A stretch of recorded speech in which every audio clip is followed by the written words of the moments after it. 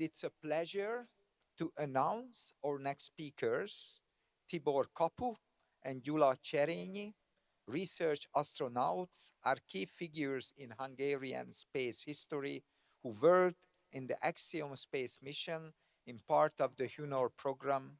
In the summer of 2025, they successfully carried out a space mission and conducted scientific experiments. Please give a big round of applause to the two Hungarian astronauts, Tibor Kapu and Gyula Cserényi.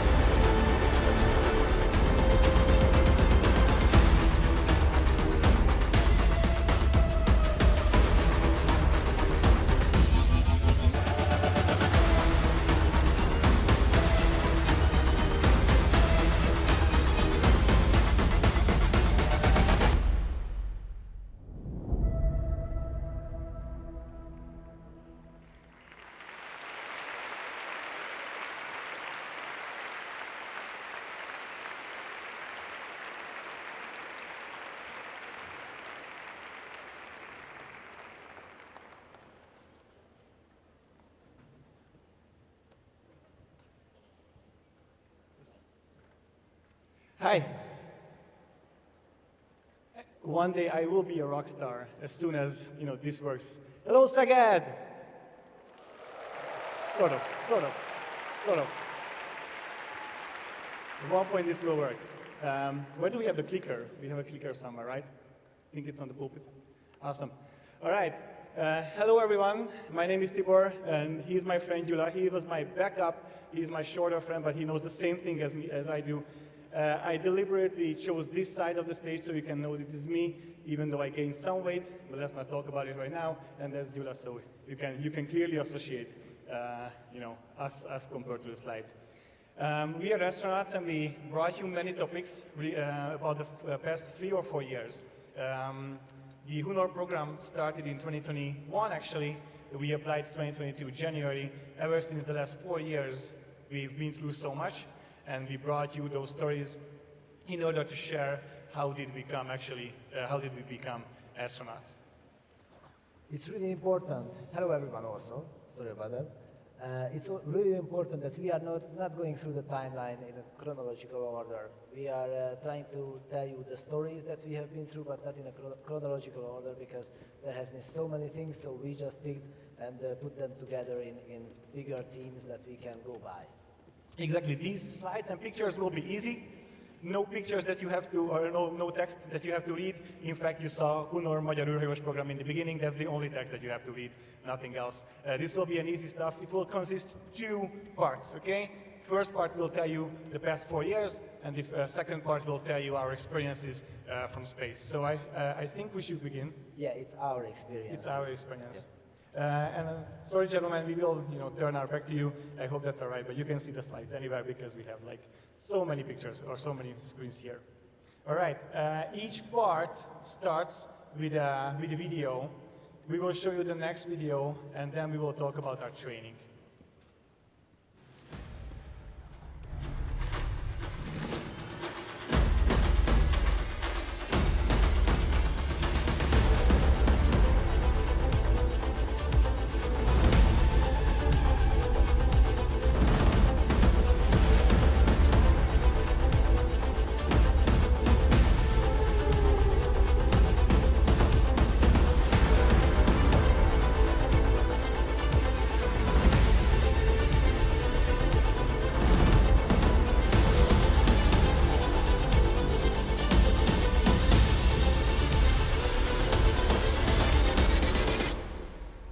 Have you seen the wink? That was one wink.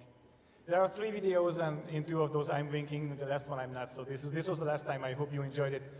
We have many things to tell you. this is one of the most important pictures in this presentation. You can see 6 people there, starting from the right. That's not other than Peggy Whitson in the flesh. She was our commander. Oh, did I do something? I probably did something. Okay, so she's Peggy Whitson. Whenever we talk to kids, we always tell them that you should never ask for an age of a lady.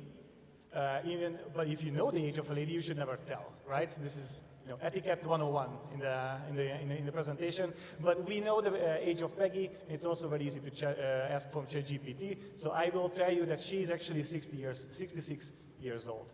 From that 66 years, she spent 2 in space, which is a pretty large number.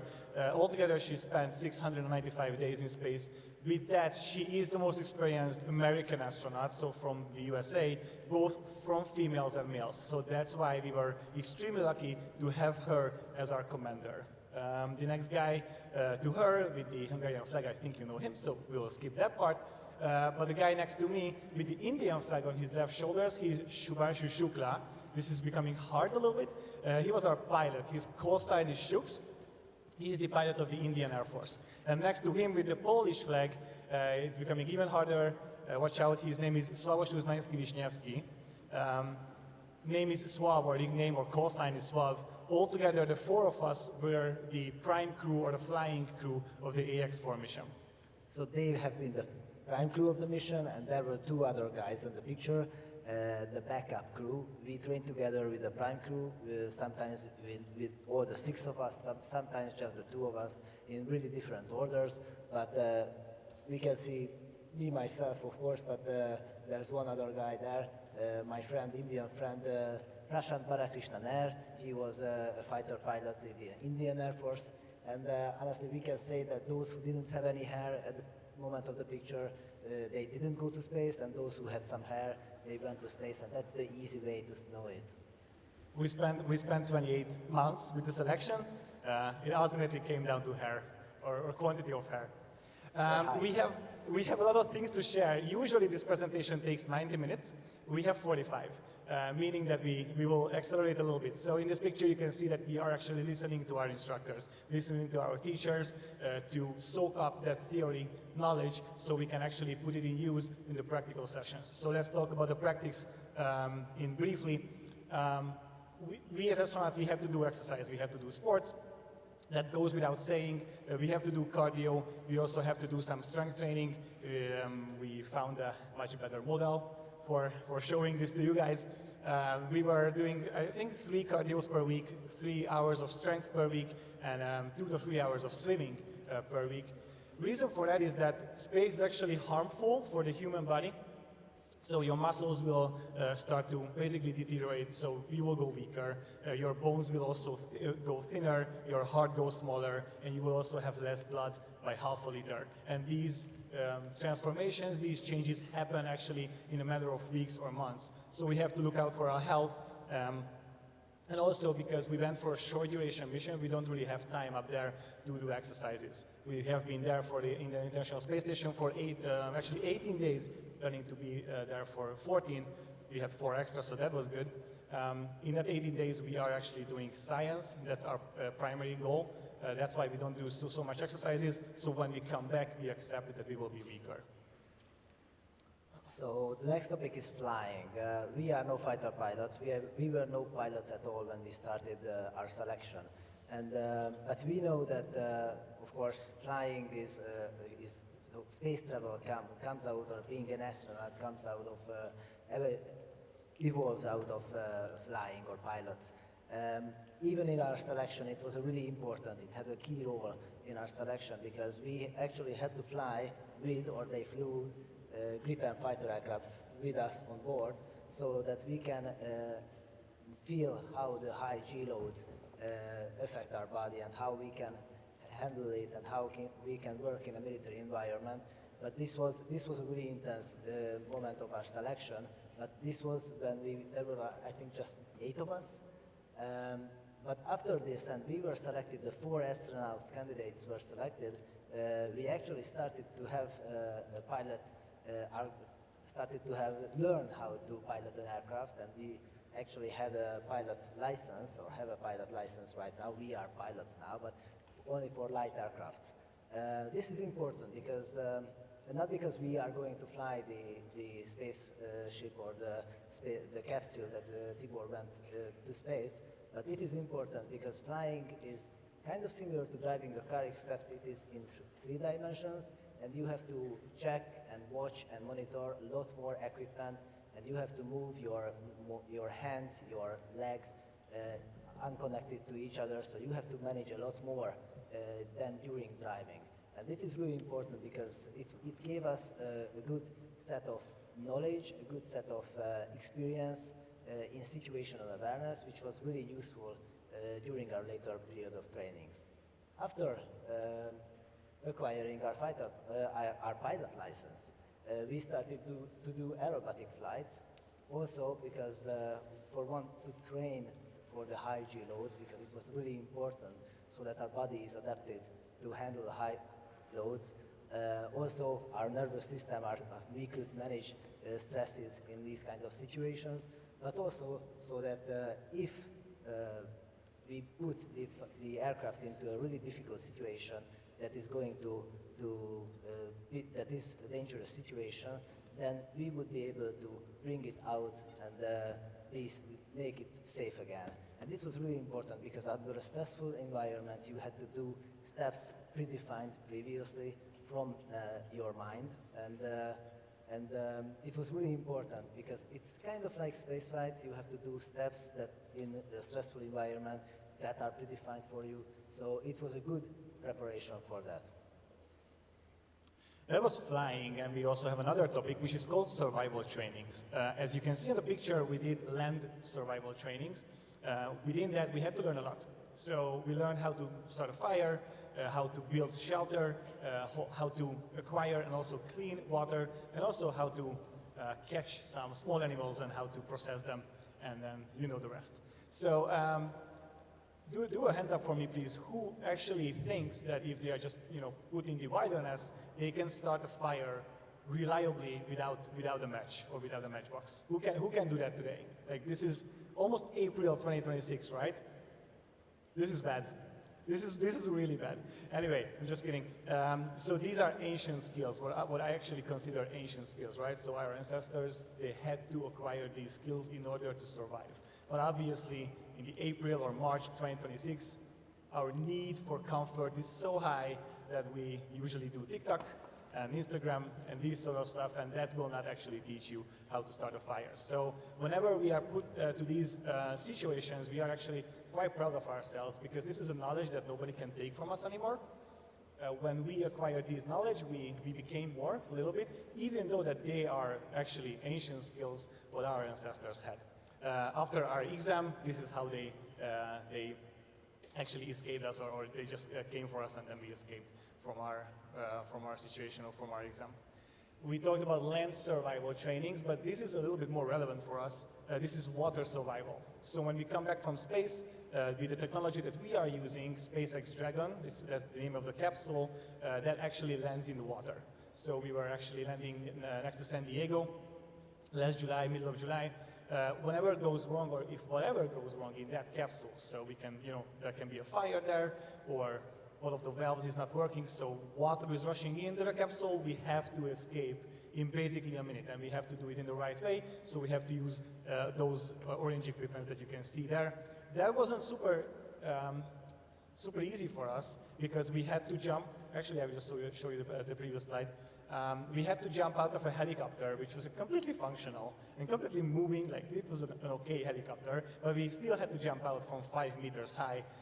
5 meters does not, sound too much, but when you have to jump out of a helicopter, it can be a lot. So we were jumping out from that helicopter to Tisza. That's one of the rivers here in Hungary. It wasn't super easy for us, but still we managed. Gyula always has a nice story about how to step one little step in order to achieve your goals. Unfortunately, we don't have time for that, but actually you will have to see one of our presentations which happens overnight or which happens actually in the afternoon, so we have more than 1.5 hours to share with you guys. In this picture you can see a helicopter, but this is another kind of helicopter. So when we land with the Dragon capsule, they put us on a boat, they put us on a vessel, and then a helicopter comes in basically and picks us up, and that brings us to Los Angeles. So what happens if that helicopter goes down? That's a 1-hour flight that right after space flight, we still have to manage to escape from that helicopter if that helicopter goes down. So I will also do a hands up exercise here. One of the cases or one of the situations is that helicopter goes down and it just drowns in the water. That's number one, okay? Number two, it goes down, but it also capsizes, meaning that it actually rotates 180 degrees. So it's a little bit different. So hands up if you think case number one is harder. Completely the same as last time. Hands up if you think case number two is harder. That's nice. Hands up if you don't want to do hands up anymore. So anyway, I agree with the number two guys.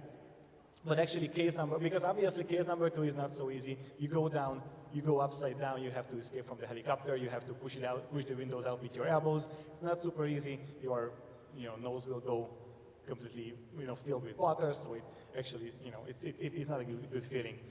Case number one is also hard, but for a reason that you might not think about. If the helicopter goes down, it's an emergency situation. Everyone is super pumped up. We want to escape as soon as possible, even though we are weak because we just came back from space flight. But the first thing you have to do in this kind of emergency situation is to just sit there for 10 seconds and do absolutely nothing. So you look at the other guy, how are you? Today is kind of rainy, something like that. And after 10 seconds, you can escape. And the reason for that is that you have super fastly rotating blades above you. So if the helicopter doesn't go down completely, those blades are still rotating, and if you swim into those, you made a little bit worse day than before. So message is that even though that we are in an emergent situation, you still have to think, you still have to be situationally aware, and just to determine what kind of emergency you are in exactly. So this picture looks really nice. We've been to Mexico, but believe me, the weather was terrible. We've been to Mexico in January, and you would think that the weather was amazing, but actually 6 days, there are 6 days that the weather is bad in Mexico, and we have been there for 6 days. So think about it. We had terrible rains and terrible wind, which means that going for sea kayaking is not ideal in that situation, but it was a really good training nonetheless. We only did some sea kayaking 2 times for 1.5 hours, so that's all during the 6 days. But this was a really good example of how we cannot affect everything we want to be handling. For example, you cannot have any effect on the weather itself. We were there, we were really wanting to do a good kayaking trip and reach all of our goals, but we were unable to do that no matter how hard we were preparing for that. This was a really good exercise in also getting to know each other. During this kind of mission, a space mission, the 4 people, the 6 people in the crew, they have to be able to completely rely on each other. And this was a good team building and leadership building exercise for all of us to get to know at least each other, so that we can trust that if he has to solve a problem during the mission, then he will be able to solve it. Okay, I will do this as well.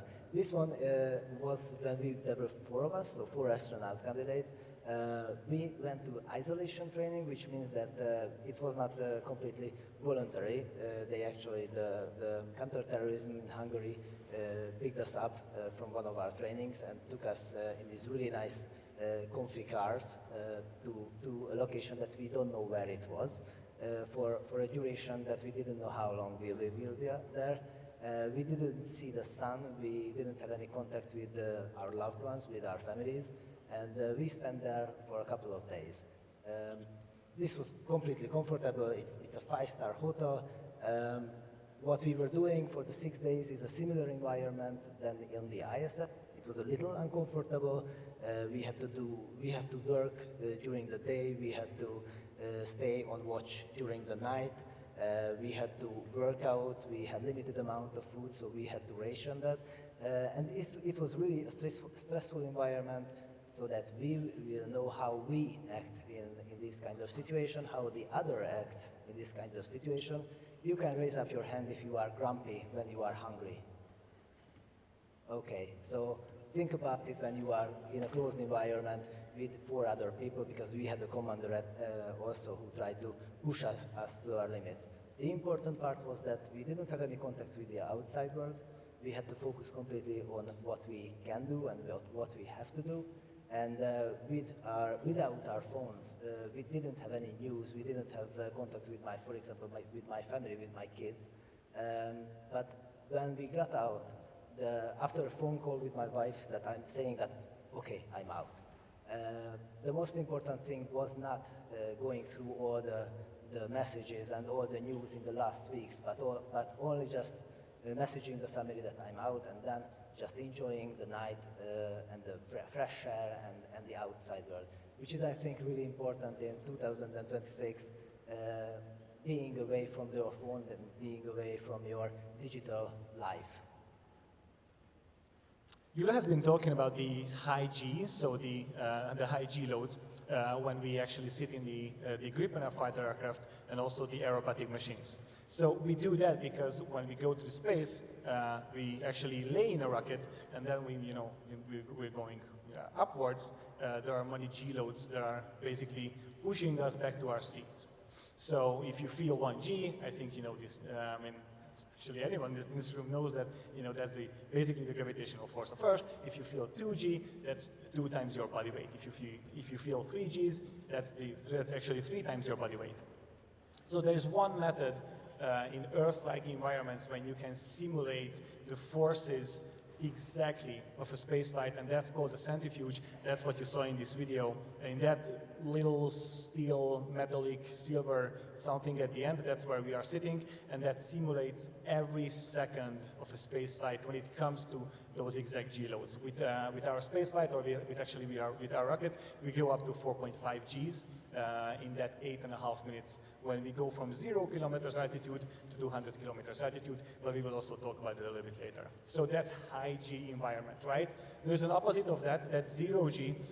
We also have to practice that, or it's actually good to practice, because as soon as that 8.5 minutes of launch ends, you are immediately in weightlessness. And there's also one method to simulate that in Earth-like environments, and that's called a parabolic flight. So you have to imagine a plane, and that just goes like this, like a roller coaster. And when it reaches the top, or actually like this, of the heel of the parabola, and it goes until this, that's like 20 or 22 seconds of weightlessness. So that's what you can see here. And also Gyula was a backup in this point, so he tried to kick me, but that was not working. We have a friend called Koichi Wakata. He is also an astronaut. He spent, nearly 500 days in space, not so long. And I told him that, hey, Koichi, there are some rumors that our launch will be delayed. And he said that, oh, Tibor, that's fine. I had a launch that was delaying by 2 years. This is great. And he said that that's okay, actually, because next to spaceflight or after spaceflight, the training that prepares you for that, that's the best thing. So it is the best thing. We learned a lot about ourselves. But unfortunately, every best things, every great things has to come to an end. And after training, this is what we encounter with. This is something called quarantine. So for 14 days, we have to stay locked away. We have to stay isolated from the outside world. I was very lucky because my family was there with me, but obviously we could not contact. Everyone remembers COVID here, so you remember social distancing. That's something we also had to do with anyone outside of our quarantine. The reason for the quarantine is that we have to stay in there for 2 weeks. For 2 reasons, we have to stay healthy because our mission is short.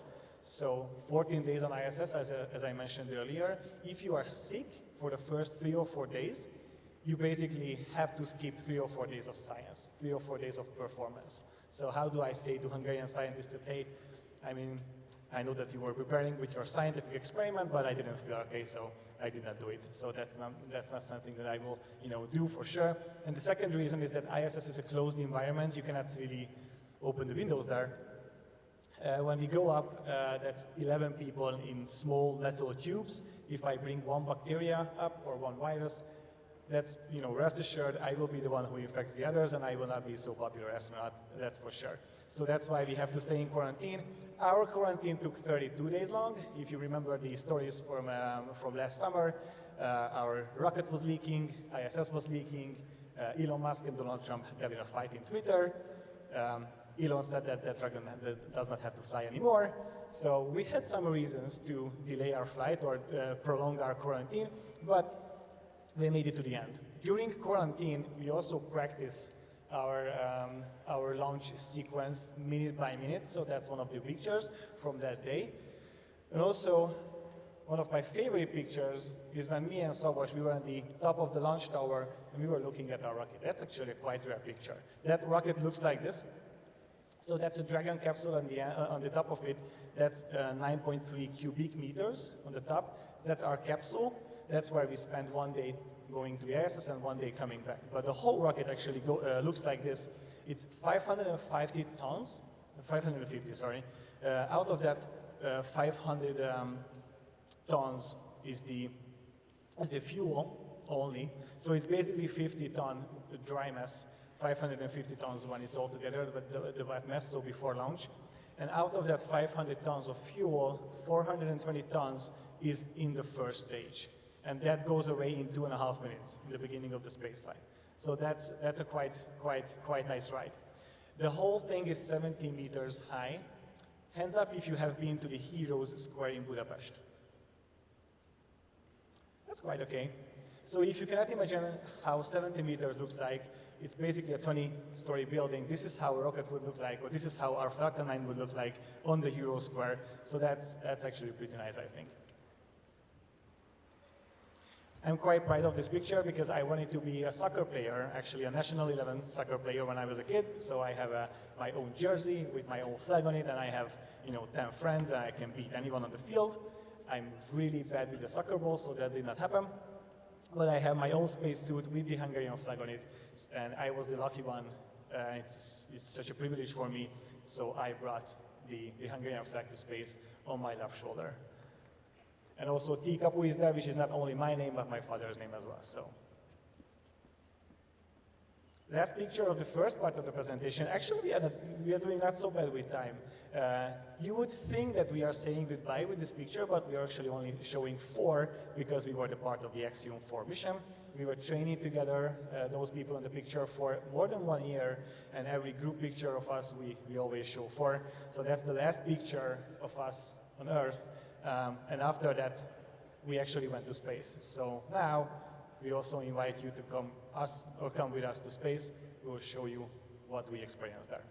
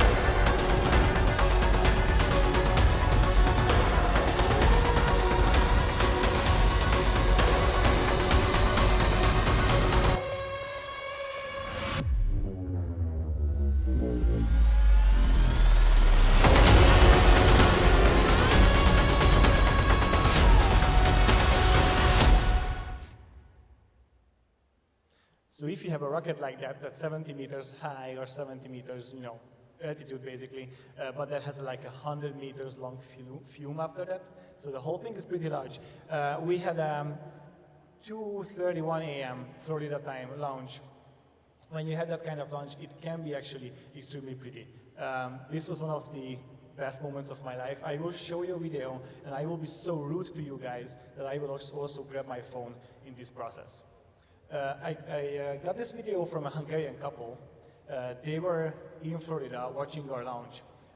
Our launch, as I mentioned, was delayed by so much, so at this moment I will just start stopwatch on my phone. So we were so lucky because they had their plane tickets already and our launch was delaying, right? So they had the chance actually to watch our launch in real person. So the site that they chose to see from, that's a common site. People go there regularly to see rocket launches, and they were very lucky that on that rocket there was another Hungarian guy. When we talk about the launch, that was the most cathartic event of my life. Everything is rumbling, everything is super noisy, even though that we have the earpiece in our, in our ears that should actually silent anything. And also you feel the G-forces, you feel the acceleration more and more. And after 8.5 minutes, when it's the loudest, it's the noisiest, and the biggest vibration, and also the biggest acceleration, and also biggest speed, that's when it goes immediately silent. Like in one fraction of a second, everything turns to the opposite. So from high G's you go to 0 G, from everything vibrating you go to basically a super smooth sailing, and so on and so on. So this will be the first time when I actually go silent in this presentation, and then you will start to hear some rumbling.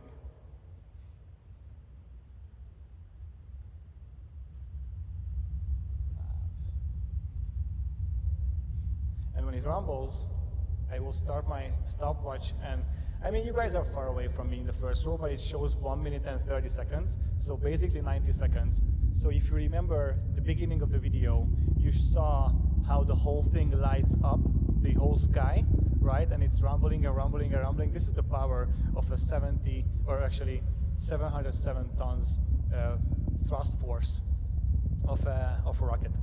So 90 seconds passed, meaning that this site was 30 kilometers away from our launch site, and even from 30 kilometers, it were lining up the whole sky, basically creating a daytime sky out of nighttime, because that's how powerful a Falcon 9 rocket is. Basically 24 hours later, we were already approaching ISS. So this is a picture that has been taken from the International Space Station right before our docking. So and why did we go to space? And I am saying we went to space because this is our mission, and not because I think that I went as well. Why did we go to space? The HUNOR program's aim was to not just to train astronauts, but to with the astronaut bring Hungarian scientists experiments, so experiments from Hungary, so that we can do our science in space. So it was really important that everything that we were conducting on the ISS, those have to be done in weightlessness or in special radiation circumstances. So for example, this was, we brought up 25 different experiments. All of them are unique in themselves and amazing. If you see this picture, this is like a black ball of plastic that is rotated by a platform and surrounded by 2.5 deciliters of water with some tracer particles. This looks amazing. You cannot do this on the Earth, of course. What we can see is actually a scientific experiment trying to explain how the gas giants work, how the rotation, how the physics of gas giants work themselves. So this is kind of one of the most amazing experiments. We love this one. We loved it when we were preparing for the mission as well. For example, the other experiment that is special to us is this experiment when we planted some seeds on the ISS, and we were trying to grow in a special environment on the space station, but this is the first experiment that has been conducted in the same space that the astronauts are living, not in a secluded environment.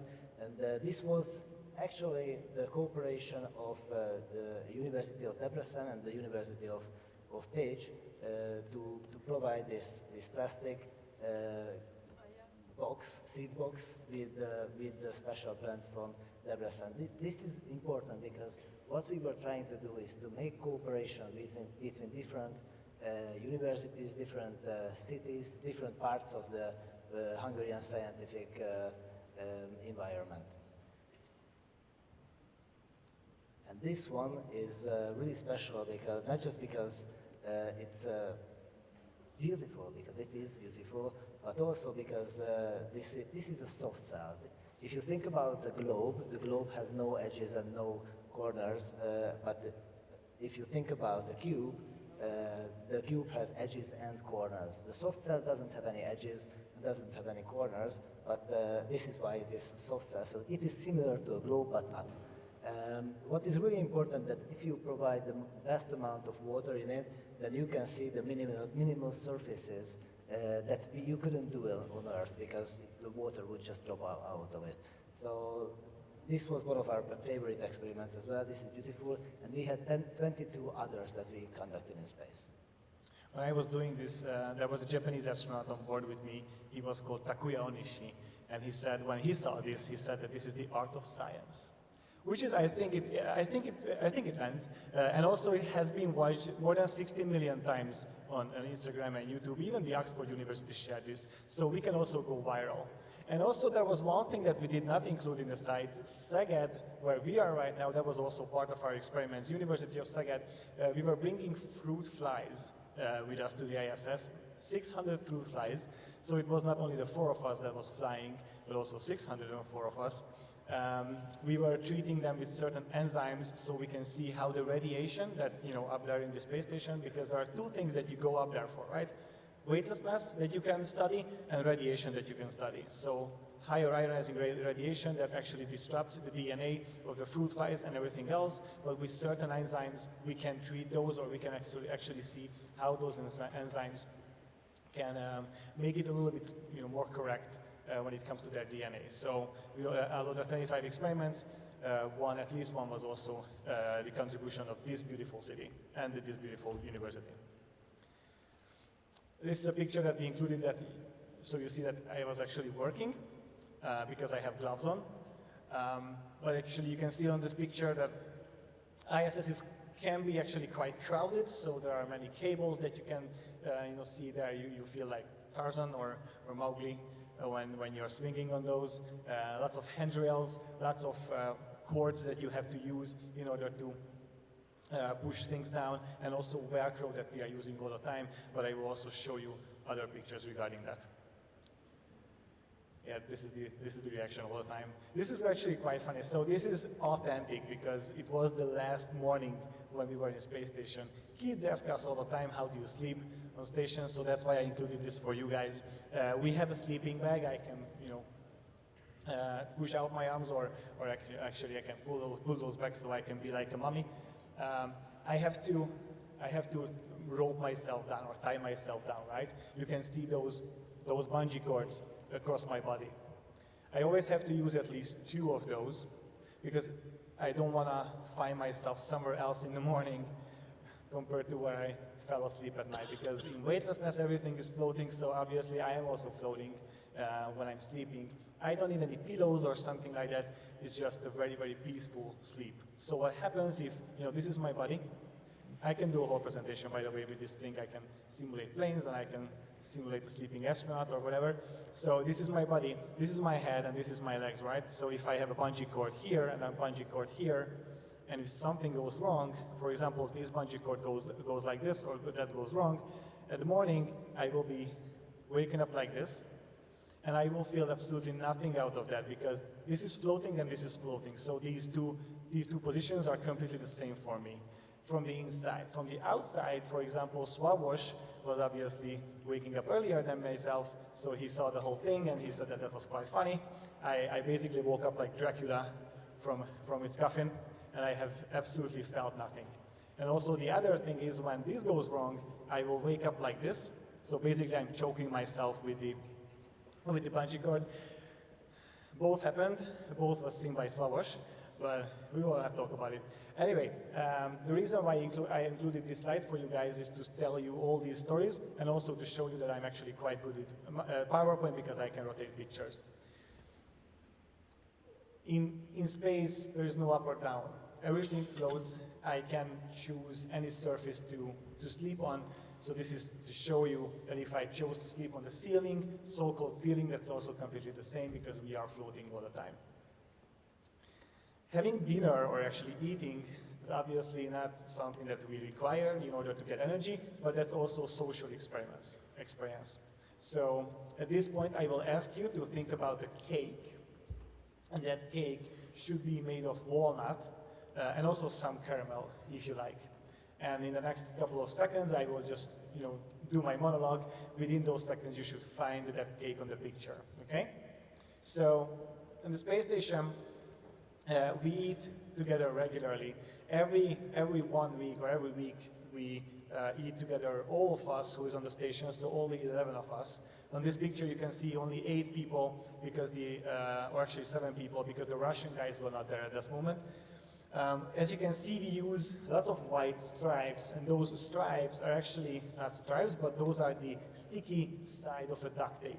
So as you can see, what we put on the table is that sticky side of the duct tape. So if I have a sriracha sauce or a hot sauce, and I put it down like this, gravity does not have an effect in space, so it will not fall down.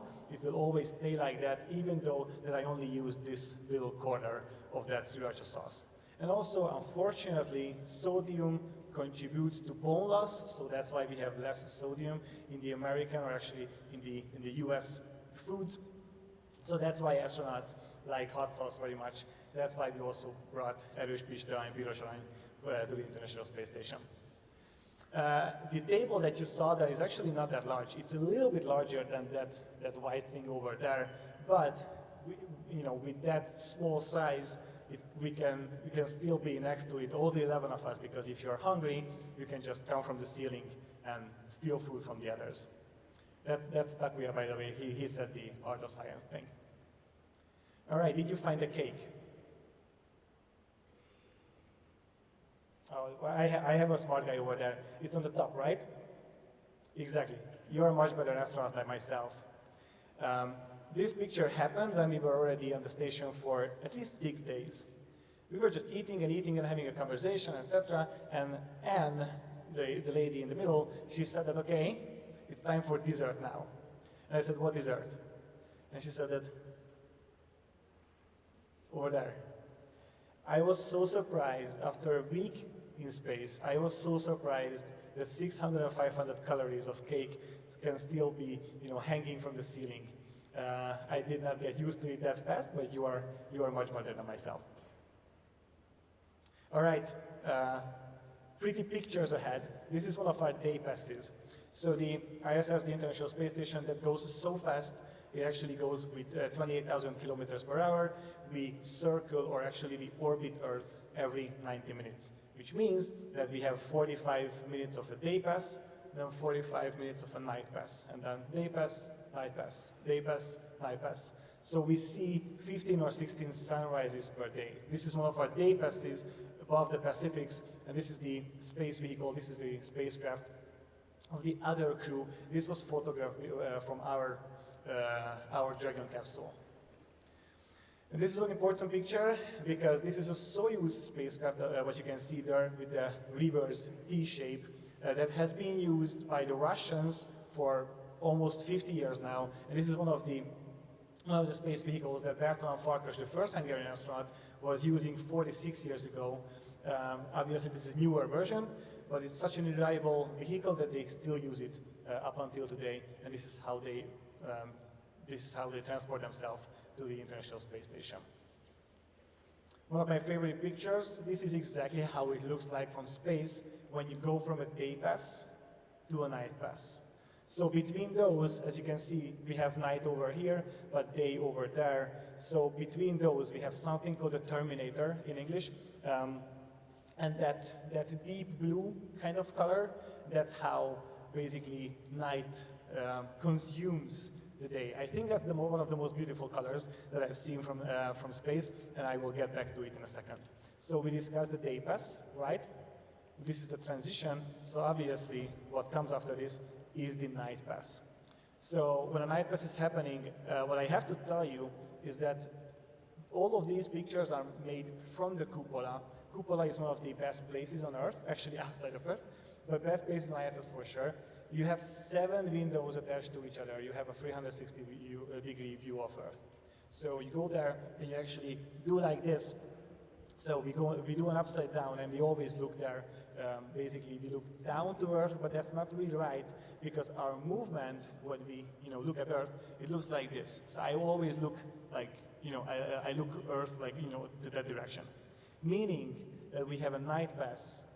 I have a beautiful yellow spider web which is shining above me because there's the city lights of Earth, and it's just revolving and revolving and revolving in a huge globe, because obviously Earth is not flat, right? That's, I think, something that we can discuss. So that's how it looks like. It's one of the most beautiful things I ever seen. Which country is shown on the picture? Italy, exactly. Very smart. This will be a little bit harder. What can we see on this picture?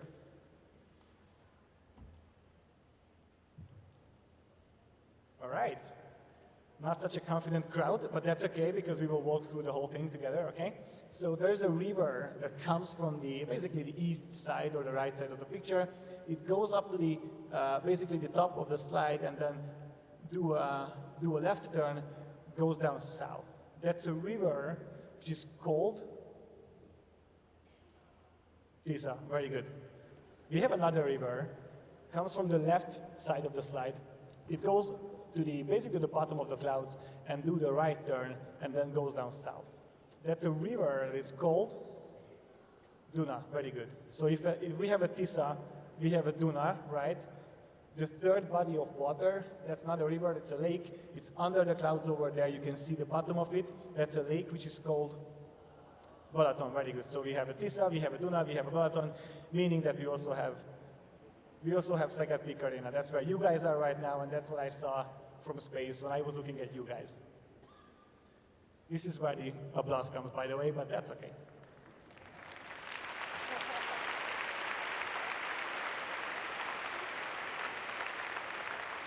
All right, thank you. Thank you. Thank you. Such an amazing feeling. All right, one of the other surprises is that also we have a city over here, again a nighttime picture. This picture was not done by myself because this was made 3 days before I arrived to station, because obviously our launch was sleeping, so Nicole, one of the astronauts on the station, she made it for me. What can we see on this picture? This is Budapest, exactly, the capital of our nation. You can see Danube or Duna coming across basically the city. You can see Margit-sziget, you can see Hajógyári, you can see all the bridges there. And if you look closely to one of the really, really, really bright spots, you can also spot the parliament. So that's how Budapest looks from above. The International Space Station is the only place where you can make a picture like this. The 8 of us lived in the American segment or the US segment of the ISS, because there's a Russian segment or the Russian half of it and also the US half of it. I was extremely proud to fly to space with these people. We were in black. This was the AX-4 crew, and all the guys above, they are from NASA and also JAXA, the Japanese Space Agency. It's a privilege and honor to fly with these ladies and gentlemen. They are just one of the bravest people and the smartest people that I have ever known. But unfortunately, training was a great thing, and I think that came to an end. So obviously, spaceflight is also great, but also has to come to an end. If you happen to be in California, middle of July last year, at 2 a.m. and you look to the sky, this is what you saw. So we were coming back as a fireball to Earth. That's because we have to slow down from the speed of 28,000 kilometers per hour to 0 kilometers per hour, and we have to do that in a matter of minutes. So when we reach 90 kilometers of altitude, we are still with high speed, but the heat shield of our capsule pushes and pushes and pushes the thicker and thicker and thicker part of the atmosphere. But we are still coming with a high speed, so obviously the friction is so high, we will create a plasma around the capsule. So that's quite dangerous because plasma is so powerful that it actually doesn't let the electromagnetic waves through, so there is no radio communication with us. For 12 minutes, the riskiest part of our space flight, basically, when we come back, no one knows if we are still alive or not. So it's pretty fun. We have 2 small windows in our Dragon spacecraft. And I mentioned to you guys one of the deep blue colors, the Terminator, if you remember, between day and night, one of the prettiest colors that I've seen. There are two more colors that I want to mention to you guys. So we are laying in the capsule, we are still at 0G, and there are small windows when I look over there. And obviously this is the first time in my life that I can see a plasma from inside. So I will use that opportunity and I will just watch it as long as I can. So I have to do it like this. I have to hold my neck, basically, or hold my head in order to see that way. And it's unfortunately getting a little bit harder and harder because in the beginning we are at 0G, but plasma builds up for the exact same reason why G's, the high G loads, are coming back after 20 days of space. So I see a beautiful orange and a beautiful pink color. There are sparks flying everywhere. It is really beautiful. Unfortunately, it's becoming harder and harder to hold my head.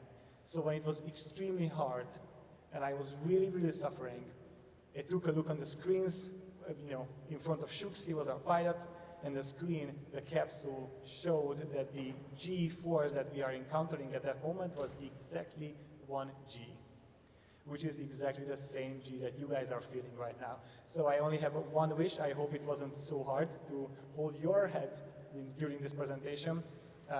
Leaving space is hard, leaving the International Space Station is hard, but coming back to Earth is not that hard. I enjoyed every minute, every second, even the work up there, but coming back to our friends is actually something that I enjoy the most. These are the people that have been dealing with us, that have been preparing for, us for months and months and years, so we can do our space flight safely, we can go there safely, do our work and come back safely, so we can actually have those smiley faces again. So my second wish for tonight or today is for you guys to leave with those smiling faces. Thank you very much for your attention.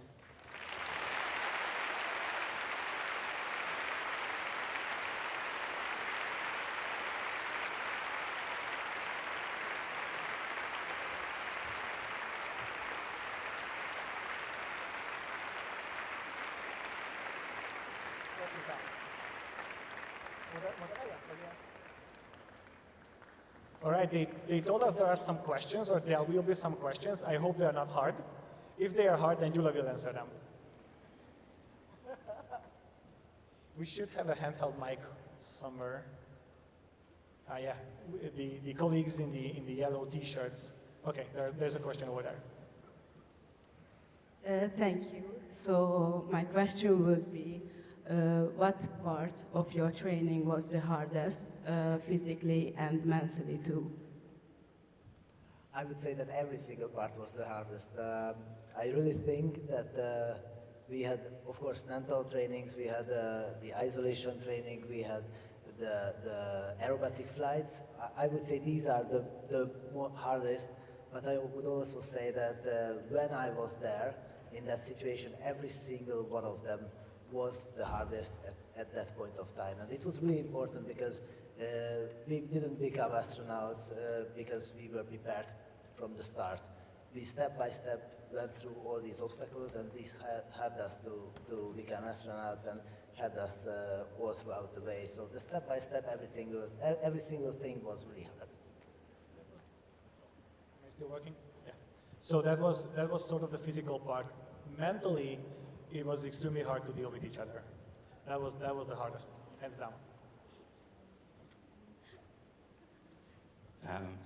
So my question will be, I heard your space doctor's speech last year, and I would like to ask a question related to the relationship you had with her and the controls and the isolated environment that you were in for a pretty long time.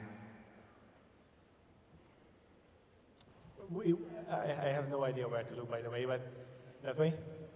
Ah, perfect, okay, awesome, much better this way. We had a professional relationship. I don't know what else to tell you. So we indeed have flight surgeons. Claudia Vivian Nagy, actually, she is one of our flight surgeons here in Hungary. She was certified by the European Space Agency. And when we have flight surgeons, or actually the guy that you saw in black who was grabbing me out of the capsule, he's also one of them, but he's from Axiom, so he's from the US side. These doctors, these physicians, these flight surgeons, even though that they are obviously not doing surgery during flight, but for historical reasons, that's how they call them, their job is extremely important. So the reason is that, or actually the main difference is that they are not regular doctors, because they don't have to diagnose us, but they have to determine limits, and we have to reach those limits in order to fly. So it's not illness or not sickness that they are treating, but they actually determine how good we are, what is our exact performance, and if that imposes a risk that we can actually go to space with. So the main job of a flight surgeon is to know us 100%, and this is what she was doing as well. So she knows us inside and out, quite literally actually, and she has to determine if we are good enough or we are healthy enough to fly to space. So if you have any illnesses or sickness, that might be fine if there is not such a risk that will come out in space. So that's I don't know if I answered the question actually. Thank you.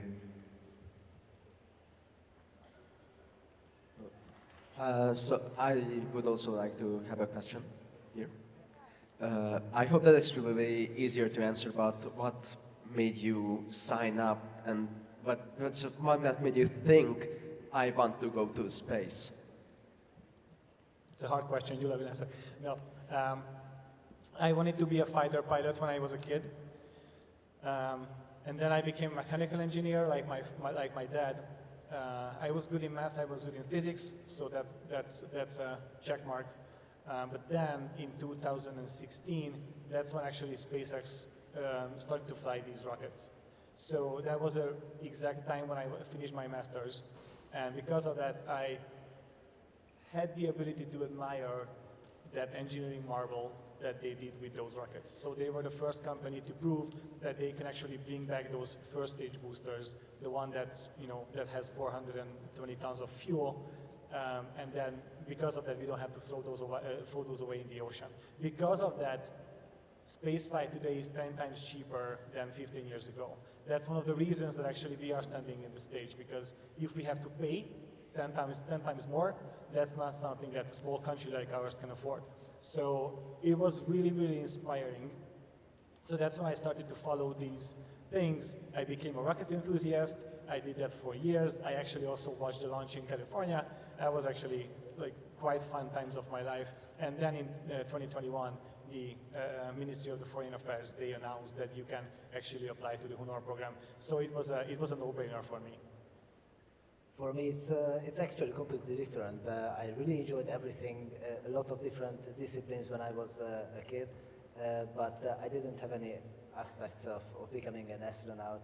And then there was the chance to sign up because of the HUNOR program, and I just said that I don't want to live with the regret that I didn't try it out. And that's all. I just took a leap of faith, tried myself out, and said that I will do everything I can do until I drop out. And until now, they didn't drop me out, so that's all. I don't want to be greedy, but I might have another question. What sort of advice would you give for someone who would like to go to space, really? Our selection was quite long. 14 months it took to basically narrow it down from 247 people to 8, or actually to 4. When it was the 8 of us, that was the time when we had the Gripen flight, for example. The 8 of us were primarily guys, unfortunately, like everyone was a guy, engineers or medical doctors. That's not the important part. The important part was everyone was extremely different from the other guy.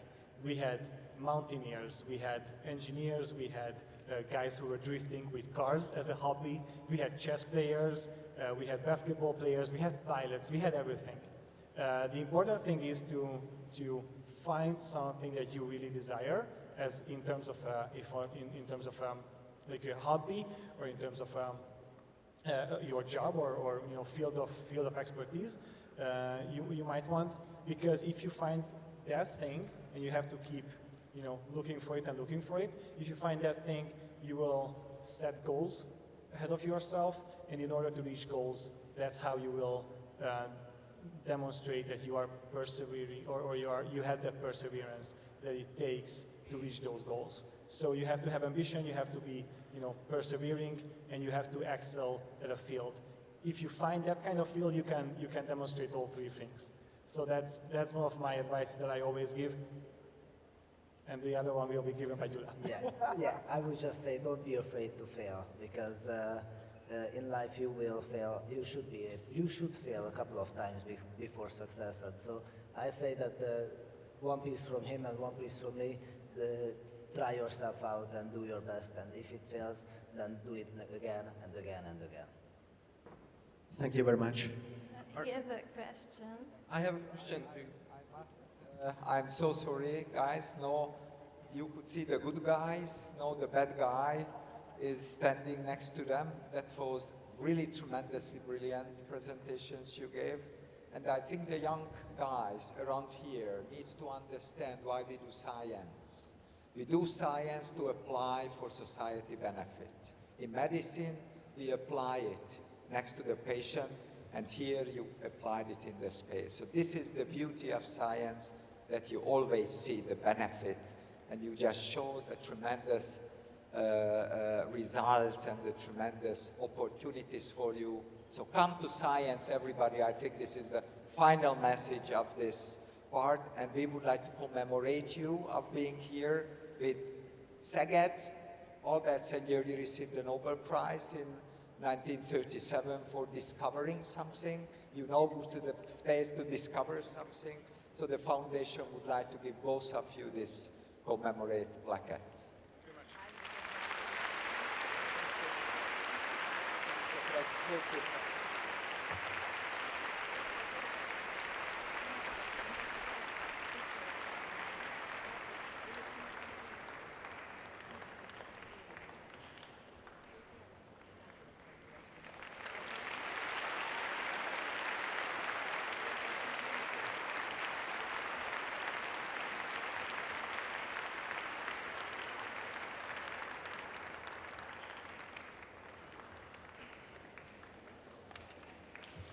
I don't know if it's, oh, okay, perfect. Thank you very much.